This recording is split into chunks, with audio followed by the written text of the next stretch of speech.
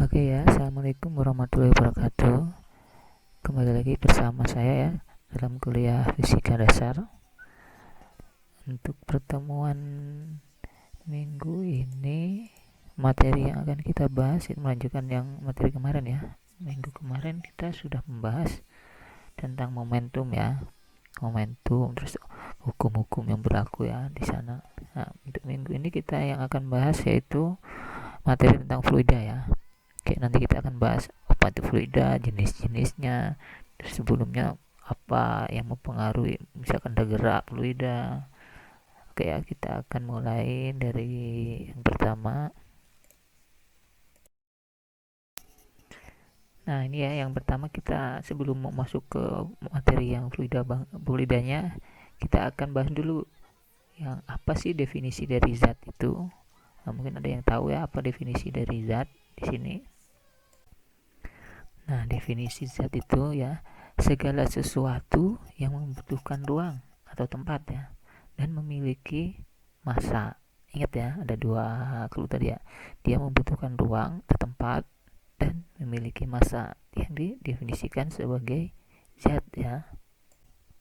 Nah, sekarang ada pertanyaan ini. Gimana angin? Angin termasuk zat atau bukan? Ayo. Nah, untuk menjawab ini kita lihat definisi yang zat tadi. Yang pertama itu membutuhkan ruang kan, terus yang kedua memiliki massa. Oke, sekarang kita cek angin itu memiliki kedua definisi tersebut enggak, memiliki massa dan menempati ruang. Nah, kita coba ini misal ya, kalian punya balon tuh terus ditiup, apa yang terjadi? Yuk, pasti lama kelamaan balon akan membesar kan. Nah, ketika kalian tiup, balon lama-lama itu menjadi besar kan, karena semakin banyak angin yang ditiup ke dalam balon kan. Nah, dari sini kita bisa menyimpulkan kalau angin itu membutuhkan ruang dan tempat ya. Karena tadi ya, misalkan kita punya balon, habis kita tiup, lama-lama dia akan membesar kan. Jadi dia karena apa semakin besar tuh? Karena banyaknya angin yang ditiup ke dalam balon tersebut. Nah, oke ya, paham ya? Dari sini dapatlah satu ya kesimpulan kalau angin itu membutuhkan ruang dan tempat ya. Oke, terus yang kedua tadi memiliki massa. Nah, ini gimana untuk melihat, membuktikan lah ya, atau membuktikan angin itu punya massa? Ya, yang paling gampang ya yang berhubungan sama yang awal tadi, yang untuk menentukan ruang dan tempat tadi, yang balon ditiup. Nah, gimana caranya? Nah, sebelum balon ditiup kalian timbang, kemudian setelah balon ditiup ada isinya angin tersebut kan, terus ditimbang lagi, ada perbedaan massa nggak di situ? Pasti yang ada yang ditiup tadi akan lebih berat kan, atau lebih bermassa ya daripada yang tidak ditiup. Nah, hal ini ya membutuhkan apa? Kalau angin memiliki massa ya dan memiliki bobot. Jadi paham ya di sini ya. Jadi dari dua definisi tersebut dapat disimpulkan ya bahwa angin itu merupakan zat ya. Nah, dan termasuk zat apa kalau angin tuh? Apa? Zat gas ya. Nanti kita bahas setelah ini ya tentang jenis-jenis zat ya. Apa aja yang ada zat di alam ini. Oke, lanjut. Oke ya, ini zat dibagi beberapa ya, ada tiga di sini ya. Yang pertama zat padat, kemudian zat cair, dan yang terakhir gas ya, yang contoh angin tadi lah ya. Nah, di sini ya untuk zat cair dan gas itu memiliki ini satu kesamaan. Apa itu kesamaannya? Tidak punya, bukan tidak punya, tidak memiliki bentuk yang tetap ya. Untuk zat cair sama gas itu kesamaan, dia itu tidak memiliki bentuk yang tetap. Jadi kedua zat ini akan mengikuti dari wadahnya. Seperti tadi, misalkan balon diisi angin. Nah, dia bentuknya akan ya seperti balon tadi nanti. Terus misalkan contoh air dimasukkan ke bak, ya bentuknya ya seperti bak itu ya. Nah, jadi zat cair dan gas ini mudah ditembus atau dibagi-bagilah ya. Jadi misalkan tadi di dalam bak, kemudian diambil sedikit pindah ke gelas, sama kayak gas juga, misalkan ada di balon terus dipindahkan sedikit ke misalkan balon yang B, bisa kan. Jadi dia bentuknya itu berubah-ubah terus mengikuti wadah, terus dia mudah dibagi-bagi. Kalau lihat padat agak susah ya. Padat misalkan ada batu, kalau mau bagi-bagi kan perlu usaha yang agak ekstra ya. Kenapa dari zat air sama gas tadi kok mudah dibagi? Karena apa? Ya gini, zat penyusun dari zat cair sama gas itu jauh lebih lemah, atau gaya tariknya lah. Ini ya, gaya tarik antar molekul dari zat cair sama zat gas itu lebih lemah daripada zat padat. Makanya karena gaya tariknya antar molekul di zat cair dan gas ini lebih lemah, jadi dia mudah dibagi.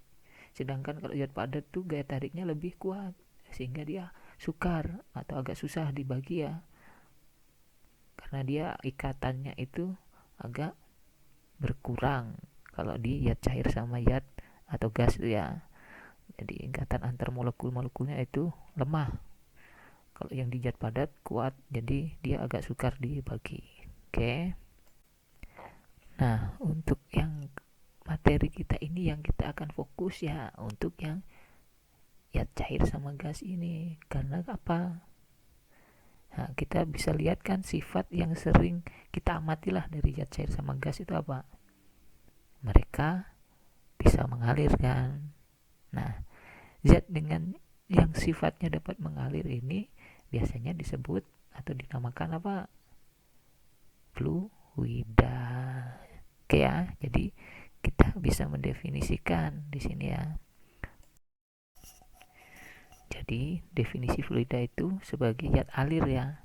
Karena apa? Karena tadi gas sama zat cair kan bisa mengalir kan, atau sering disebut inilah zat yang dapat mengalir lah fluida itu ya. Oke ya, berarti yang termasuk fluida itu apa? Dari zat tadi, jadi zat cair sama gas ya. Nanti kalau untuk yang zat padat tidak termasuk fluida. Oke ya, definisinya cukup simpel ya untuk fluida. Oke, kita lanjut. Oke ya, ini jenis-jenis fluida itu berdasarkan sifat yang dimiliki fluida ya. Fluida itu ada yang diam, ada yang mengalir. Nah, dibagi jadi dua. Nah, untuk fluida yang diam itu biasanya disebut dengan fluida statis. Kalau yang bergerak ini fluida yang dinamis ya. Sifat-sifat fluida ini penting ya untuk dipelajari. Karena apa? Karena aplikasi dalam kehidupan kita itu banyak sekali. Mulai yang teknologi-teknologi yang sederhana, yang canggih itu hampir memakai yang sifat-sifat fluida nih aplikasinya nanti. Misal untuk membuat pesawat itu pakai fluida juga aplikasinya. Misalkan untuk dari sirkulasi udara, kan udara termasuk fluida kan tadi, kan termasuk angin. Terus untuk membangun tank, kapal, dan balon udara, semua itu memanfaatkan dari aplikasi fluida. Jadi sangat penting mempelajari fluida yang berdasarkan sifat-sifatnya nanti.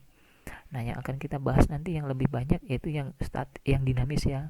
Karena kita nanti akan lebih fokus di pembahasan gelombang, terus pokoknya yang bergerak-bergerak gitu ya, yang di laut itu. Jadi nanti kita yang fluida statis atau diamnya kita ini aja saya perkenalkan lah. Mungkin udah pernah belajar juga ya waktu di SMA. Seperti kita nanti belajar ini ya sifat-sifat dari fluida fluida statis itu.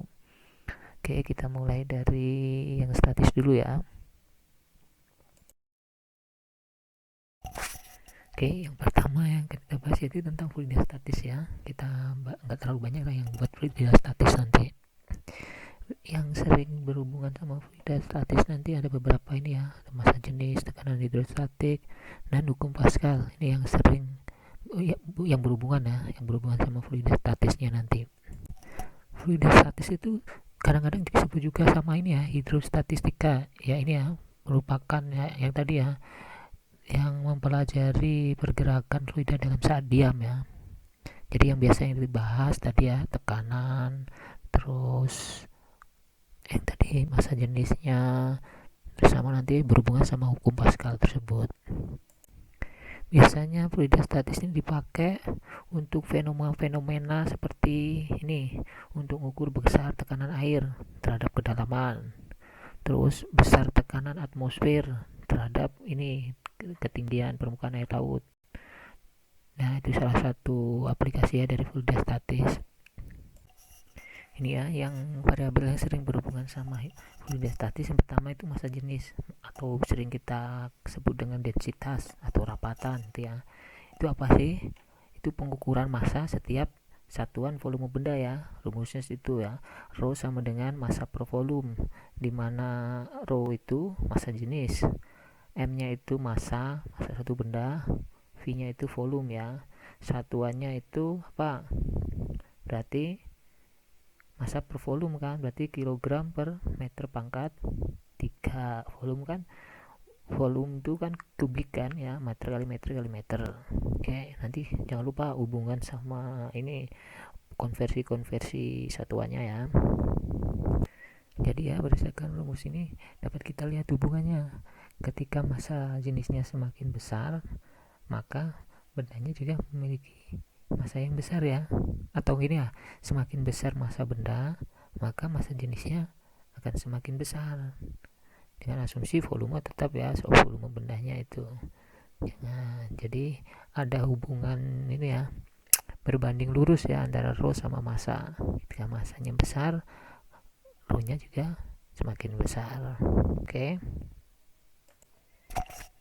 Untuk massa jenis ini penting buat di bidang kelautan ya, terutama ini untuk mengetahui ini yang berhubungan sama air, berarti untuk mengetahui benda itu mengapung di permukaan air atau tidak ya. Misal contoh ini yang paling gampang, misalkan ada air sama minyak, mana yang kalau dimasukkan dalam gelas itu mana yang posisinya di atas, posisinya di bawah, atau mungkin tercampur.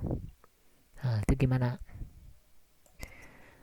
Nah, untuk kasus seperti ini, karena massa jenis air sama massa jenis minyak itu berbeda, jadi benda ini tidak akan tercampur. Jadi akan terjadi pemisahan antara layer-layer. Nah, yang mana yang di atas, mana yang di bawah akan terlihat nantinya. Ketika benda yang massa jenisnya lebih kecil, maka dia akan berada di atas massa jenis yang lebih besar. Jadi kalau misalkan minyaknya lebih kecil nih massa jenis daripada air, maka minyaknya nanti akan di posisi atasnya air. Kalau misalkan sebaliknya ya di bawahnya. Itu tergantung dari massa jenisnya. Jadi yang mempengaruhi perbedaan itu yang utama penting ya, massa jenis. Jadi untuk memperlihatkan dia itu bercampur atau berbeda, posisinya di mana itu dilihat dari massa jenisnya. Oke, mungkin nanti kalian bisa buat percobaan lah di rumah. Kalian sediakan misalkan minyak goreng sama air, buat masukkan dalam gelas. Misalkan masukkan air dulu, kemudian masukkan minyak gorengnya. Apa yang terjadi? Coba diamati. Coba kalian buatlah ya. Untuk tugas dibuat yang sederhana. Nanti tugas yang untuk minggu ini kalian sediakan gelas, terus sediakan air, kemudian sama minyak goreng. Tadi yang pertama kalian masukkan airnya dalam gelas ya, kemudian tuangkan minyak. Apa yang terjadi? Bercampurkah atau terjadi proses gimana? Atau misalnya minyaknya di bawah atau minyaknya di atas? Nah, coba nanti dibuat ya, dibuat untuk tugas untuk minggu ini. Oke, nanti dikumpulkan di Google Classroom ya. Oke, nanti dibuat kayak pembahasannya dikit ya, apa yang hasil kalian dapatkan, terus itu berdasarkan teori massa jenis itu gimana ya. Lanjut yang kemudian ini ya, berhubungan sama posisi benda ketika dimasukkan ke dalam air atau ke dalam fluida ya. Nanti kita berhubungan nih sekali karena kita di kelautan, ini penting ya. Misalkan nanti kita ada ini, misalkan contoh ada perahu. Nah, posisinya dia mengapung, tenggelam atau melayang, itu gimana? Ini kalian harus sudah terbiasa ini ya. Nah, ini saya kasih briefly-nya aja lah secara teoritis umumnya ya. Kalau keadaan mengapung di mana massa jenis benda, atau di sini saya tunjukin kapal ya, rho kapalnya itu kurang dari massa jenis air atau air lautnya itu, jadi dia akan mengapung. Jadi kalau kalian nanti pengen membuat desain kapal biar mengapung, ya harus massa jenisnya kurang dari massa jenis air. Kalau misalkan pengen buat kapal yang melayang, bisa melayang di laut, ya dibuat harus massa jenisnya itu setara sama massa jenis air lautnya. Kalau untuk yang tenggelam berarti ya yang terakhir ya, massa jenis benda atau kapalnya lebih besar dari massa jenis air. Kayak kita teori-teorinya saja, untuk pembahasannya nanti ini kalian bisa pelajari sendiri ya. Kita nanti fokusnya lebih ke yang fluida dinamisnya. Oke, kita lanjut. Oke ya, materi yang berikutnya itu tentang tekanan hidrostatik. Tekanan hidrostatik itu apa sih? Tekanan hidrostatik itu adalah tekanan yang terjadi di bawah air. Jadi kalau misalkan di kedalaman berapa, kita bisa hitung tekanan hidrostatiknya. Tekanan ini terjadi kenapa? Karena apa? Karena berat air yang membuat cairan tersebut mengeluarkan tekanan. Jadi kan setiap partikel-partikel air tuh mempunyai inilah berat lah atau masanya. Jadi karena tekanan dari si berat air tersebut, maka dia mengeluarkan tekanan. Nah, jadi semakin dalam ya tekanannya juga semakin tinggi ya. Jadi tekanan cairannya bergantung dari kedalamannya di dalam suatu ruang atau misalnya di dalam lautan lah, sama gravitasi ya menentukannya. Jadi secara matematik perumusan tekanan hidrostatik itu seperti ini ya. Rho GH, P sama dengan rho kali G kali H. Rho-nya itu massa jenis. Kalau misalkan di laut ya air laut. G-nya itu gravitasi, H-nya itu kedalaman ya. Nah, ingat kedalaman berarti nanti diukurnya ke bawah. Semakin ke bawah kan berarti semakin besar kan P-nya. Jadi tekanannya juga semakin besar ya. Jadi kalian harus hati-hati misalkan nanti ada ikut yang ini ya oceanic itu, misalkan yang menyelam. Nah, itu harus hati-hati. Kalian harus kalau misalkan bisa udah paham nih tentang teori hidrostatik, tekanan hidrostatik, jadi tahulah batas maksimal kalian bisa menerima tekanan itu berapa. Jadi nanti kan ada biasanya kan ada kayak inilah, kayak apa, aturan nggak boleh menyelam lebih dari kedalaman berapa ya, ini ada hubungannya sama tekanan hidrostatik ini. Jadi kalau semakin tinggi tekanan, bisa-bisa kalian nanti pecah nanti, mungkin dari karena kan tekanannya tinggi ya. Oke, dari sini paham ya, dari rumus-rumusnya. Oke ya, tekanan hidrostatik satuannya itu Newton per meter kuadrat atau biasa disebut Pascal ya. Terus massa jenis tadi ya, massa per volume kilogram meter pangkat 3. Percepatan gravitasi biasa ya, meter per second kuadrat, sama kedalaman cairan atau kalau di laut ya kedalaman lautnya itu diukur pakai meter ya. Ini diukurnya dari permukaan ya, jadi kalau misalnya di laut ya berarti dari permukaan air lautnya. Oke, kita lanjut. Oke, pokok bahasan yang berikutnya itu tentang hukum Pascal. Nah, di sini hukum Pascal didefinisikan sebagai tekanan yang diberikan suatu zat cair dalam ruang tertutup diteruskan ke segala arah dengan besar yang sama, dengan nilai yang sama gitu ya. Jadi yang biasanya soalnya itu yang sering nanti kalau ada P masuk sama dengan P keluar, atau P1 sama dengan P2 gitu-gitu ya. Kita nggak bahas terlalu banyak lah untuk yang di sini ya. Ini sekedar kalian tahu ya, hukum Pascal itu hukum yang menyatakan ketika tekanan yang diberikan zat cair dalam ruang tertutup diteruskan ke segala arah dengan sama besar. Oke ya, kita lanjut ke yang fluida yang dinamis ya. Ini yang kita akan bahas, yang nanti mungkin ada contoh soal dan rumus-rumusnya ya. Oke. Oke ya, ini pengantar pembahasan yang buat fluida dinamis ya. Dimana fluida dinamis itu dianggap dinamis gimana? Ketika pertama ini ya tidak komprensibel. Jadi ini kalau diberi tekanan maka volumenya tidak berubah. Itu disebut dengan komprensibel ya. Terus yang kedua itu tidak mengalami gesekan. Jadi pada saat mengalir, gesekan fluida dengan dinding itu diabaikan ya. Kemudian aliran stasioner. Jadi ketika tiap paket fluida memiliki aliran tertentu dan tidak terjadi pusaran-pusaran atau turbulen ya. Terus yang terakhir itu alirannya tunak atau steady, di mana aliran fluida memiliki kecepatan yang konstan terhadap waktu. Jadi ini untuk pembahasan fluida-fluida dibuat asumsi seperti ini ya, fluida yang dinamis. Oke ya, kita lanjut.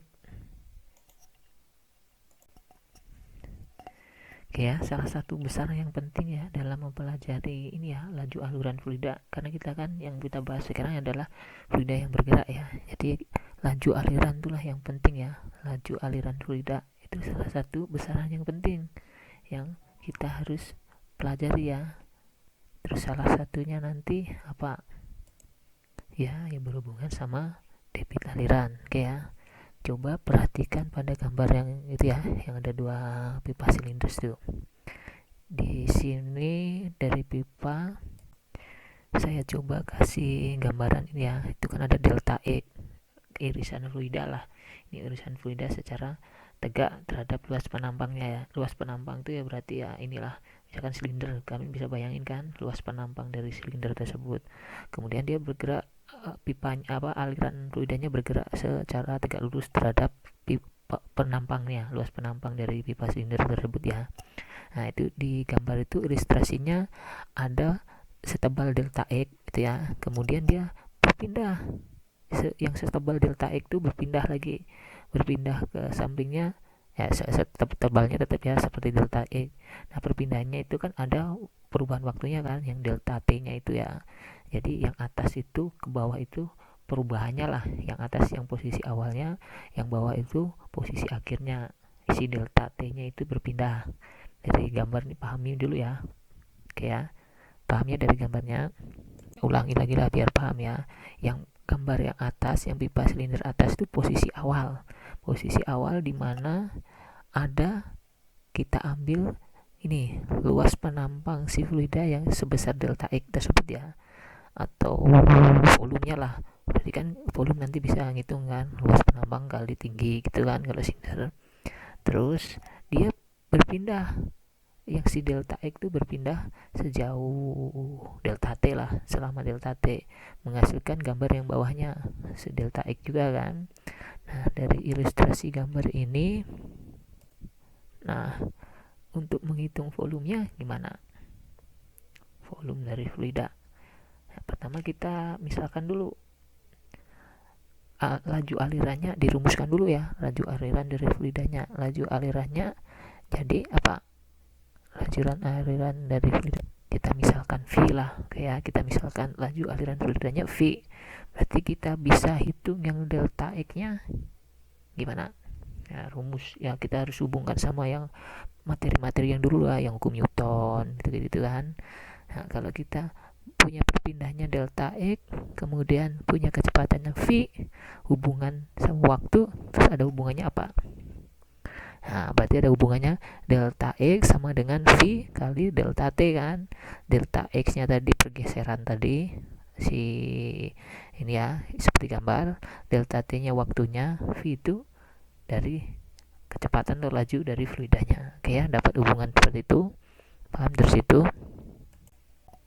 Nah terus kita bisa nyari volumenya kan, kita udah tahu delta X nya tadi apa, V delta T kan. Nah, jadi volume dari dari silinder tersebut apa, delta V nya. Berarti misalkan A nya luas penampang lah ya, luas penampangnya. Berarti luas penampang dikali delta X kan. Oke, delta X nya masukkan yang tadi, yang hubungannya sama laju aliran, yang V kali delta T.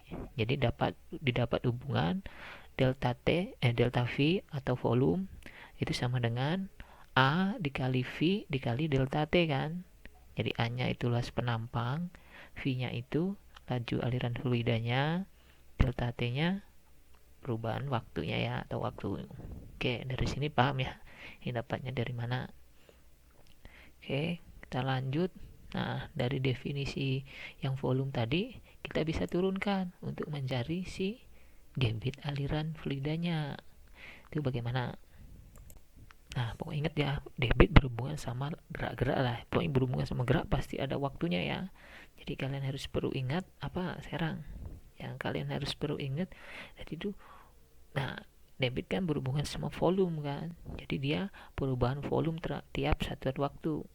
Jadi kalau yang dalam silinder ini, maka Q-nya atau debit alirannya ya berarti delta V atau perubahan volumenya dibagi perubahan waktunya. Jadi perubahan volume tiap satuan waktu lah gitu ya. Jadi rumus Q-nya sama dengan delta V per delta T kan. Nah, masukkanlah nilai delta V yang di atas tadi, yang A kali V kali delta T, nah, dibagi delta T. Jadi delta T nya hilang kan, tinggal nilainya A kali V. Jadi rumus debit di dalam pipa silinder ini sama dengan luas penampang dikali lajunya. Oke ya. Jadi dapat ya hubungan antara debit aliran fluida dalam silinder sama luas penampangnya. Oke, paham ya rumusnya dapatnya dari mana tadi? Oke, kita lanjut. Oke ya, ini saya kasih contoh soal biar memahami tadi ya tentang hubungan sama debit aliran. Di sini contohnya, air mengalir keluar dari keran ditampung dengan ember.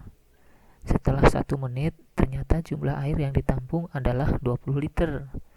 Jika diameter penampang keran adalah 1 cm, berapakah laju aliran fluida dalam pipa keran tersebut? Oke, coba kalian pause seperti biasa ya, di pause dulu, kerjakan dulu.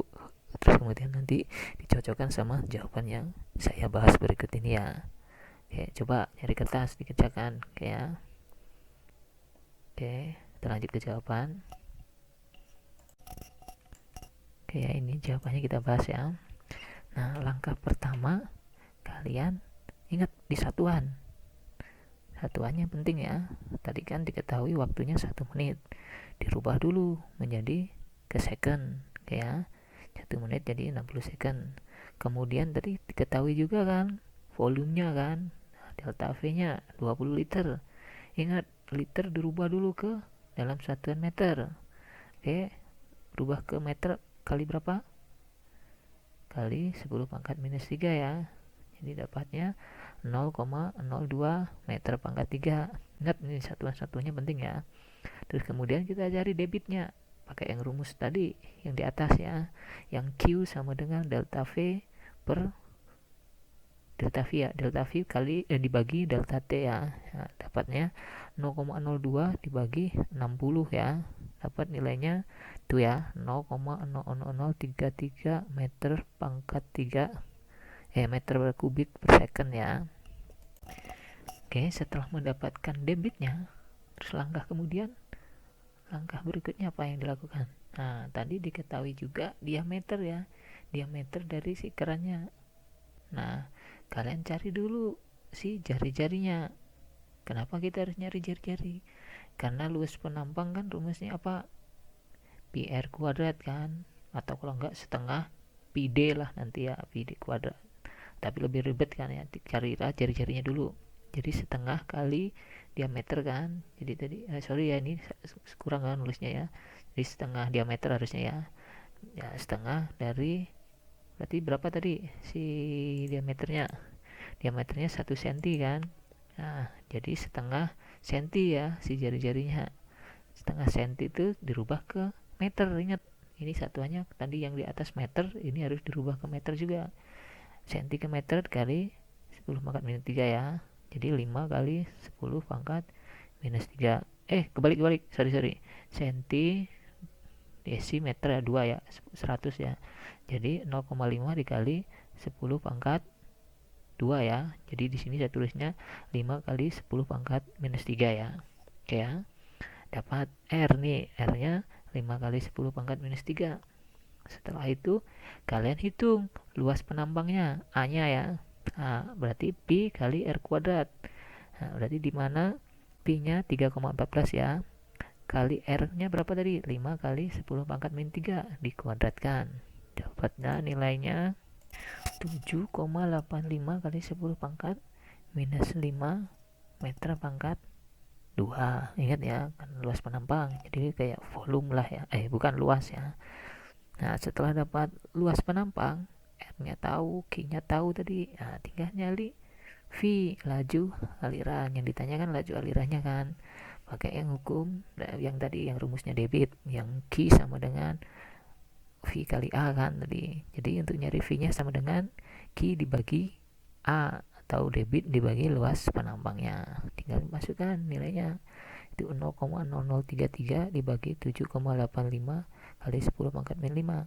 Dapat nilainya 4,2 meter per second. Jadi selama 1 menit dengan laju 4,2 meter per second, keran yang diameternya 1 cm akan menghasilkan volume yang ditampung itu sebesar 20 liter. Oke ya, terjawab ya, sudah. Nah, kalian cocokkan di mana kalian salahnya, atau mungkin kalau udah betul bagus lah, tidak paham, tinggal nanti ujiannya. Oke, kita lanjut. Oke, yang berikutnya yaitu tentang persamaan kontinuitas ya. Ini persamaan kontinuitas ini muncul dari ini ya, ketika misalkan ada pipa, habis itu dialiri air fluida lah, nah, tidak ada yang bocor ya. Nah, maka akan terjadi sepanjang pipa ini akan terjadi apa? Hukum kekekalan massa. Jadi akan terjadi ya hukum kekekalan massa, yang dimana nanti akan larinya ke persamaan kontinuitas ini, yang rumusnya yaitu Q1 sama dengan Q2, atau A1V1 sama dengan A2V2. Nah, kalau nanti misalkan pipanya ada perbedaan penampang, nah, jadi kan terlihat lah ya, terlihat hukum kekekalannya. Misalkan kayak yang pipa yang digambar tuh ya, itu kan beda luas penampang yang pas di A1 sama A2. Nah, ini akan berlaku yang namanya tadi hukum kekekalan massa, yang kalau di sini disebutnya persamaan kontinuitas itu. Jadi A1V1 nanti sama dengan A2V2. Inilah yang disebut dengan persamaan kontinuitas ya. Dengan syarat tadi tidak ada yang bocor ya. Kalau ada yang bocor, nah berarti itu lain hal lagi ya. Oke, kita lanjut. Oke ya, berikutnya yang kita bahas yaitu tentang hukum Bernoulli. Di sini kasusnya hampir mirip yang tadi, cuma ada perbedaannya di segi ketinggian. Jadi antara posisi A1 sama A2-nya itu ada perbedaan ketinggian. Jadi nanti akan berlaku hukum yang lain lagi. Nanti ada hubungan sama energi kinetik, energi potensial, dan energi mekaniknya. Nah, sekarang kita coba bahas ya satu-satu. Yang pertama di sini dari gambar, lihat di gambar sini ada 2 lokasi ya. Lokasi yang bersama sama lokasi yang kedua dengan ketinggian H1 sama H2. Oke. Nah, di sini yang pertama kita lihat dulu yang di lokasi 1. Nah, di situ dijelaskan luas penampangnya A1 ya. Kemudian ketebalan pipanya delta X1. Terus volume elemen fluidanya delta V-nya berarti A1 dikali delta X1 ya. Kemudian massa elemen fluida di lokasi 1 delta M-nya rho delta V, ya kan, karena rumus dari massa jenis kan rho massa per volume kan. Kemudian laju di lokasi satunya V1. Oke, dari sini akan didapatkan energi kinetik, energi potensial, sama energi mekaniknya seperti itu ya. K1 nya jadi setengah delta M V1 kuadrat sama dengan itu ya, setengah rho delta V V1 kuadrat. Oke. Kemudian energi potensialnya itu berarti berhubungan sama ketinggian kan. Jadi U-nya U1 delta M G H1 atau rho delta V G H1 ya. Kemudian energi mekaniknya gimana? Ya, berarti energi kinetik ditambah energi potensialnya. Jadi setengah rho delta V V1 kuadrat ditambah rho delta V G H1 kuadrat. Oke, ini untuk yang di poin lokasi 1.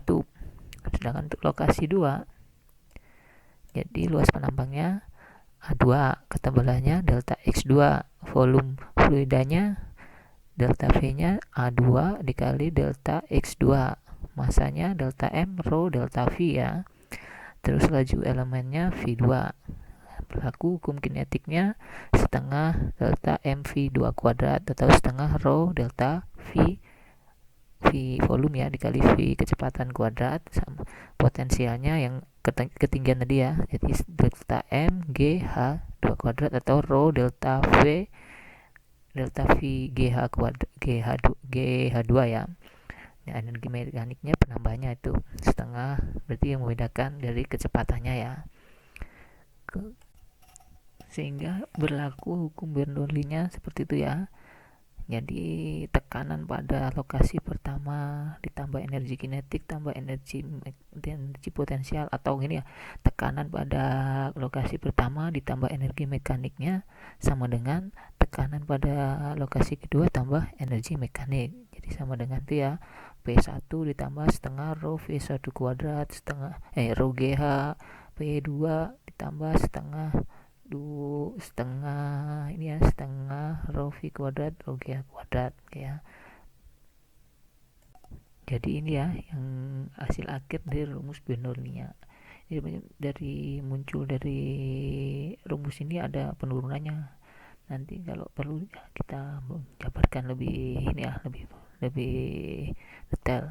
Untuk ini udah kalian tahu aja lah, dari lokasi 1 lokasi 2 akan didapatkan persamaan Bernoulli seperti yang bawah sendiri ini ya. Itu nanti ada hubungannya sama yang tadi si debit aliran. Nah, ini penting ya, yang berhubungan sama kalian nanti dalam aliran-aliran fluida. Oke, kira-kira untuk Bernoulli seperti ini ya materinya. Cukup panjang lah. Semoga kalian bisa memahami ya. Kalau misalkan nanti masih bingung atau misalkan itu dapat dari mana Pak, bisa ditanyakan ya.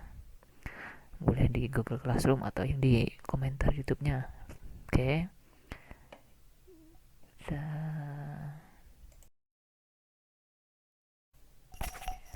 Oke ya. Alhamdulillah selesailah materi untuk buat minggu ini. Saya kira cukup lah materi buat minggu kali ini. Nanti kita lanjut minggu depan. Dan kita masih ada 1 atau 2 pertemuan lagi ya sebelum UAS nanti. Jadi kalau misalkan ada yang ingin ditanyakan atau misalkan kurang paham atau bingung, bisa dia di grup Classroom atau di YouTube-nya di komen ya. Saya kira cukup ya untuk minggu kali ini. Saya tutup perkuliahan minggu kali ini. Assalamualaikum warahmatullahi wabarakatuh.